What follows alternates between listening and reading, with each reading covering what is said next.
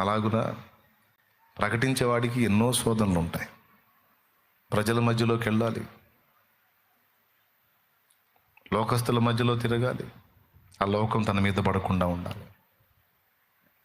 శత్రువు ఎప్పుడు వీళ్ళని టార్గెట్ చేస్తూ ఉంటాడు, ఏదో ఒక విధంగా వీళ్ళని డ్యామేజ్ చేయాలి. కొన్నిసార్లు ప్రకటించేవాడు ఏ అపరాధం తనలో లేకపోతే గంభీరంగా ప్రకటిస్తాడు. ఏదన్నా పొరపాటు తన నుండి జరిగితే ప్రకటన మానేస్తాడు. నేను ప్రకటిస్తున్నాను కానీ నేను కరెక్ట్గా ఉన్నానా? నేను బోధిస్తున్నాను కానీ నేను క్రమంగా ఉన్నానా? నేనే క్రమంగా లేకుండా నేను బోధించడం ఏమిటి? నేను అందుకు తగను అని కొంతమంది ఇతరులకు క్రీస్తును ప్రకటించడమే మానేసిన వాళ్ళు ఉన్నారు.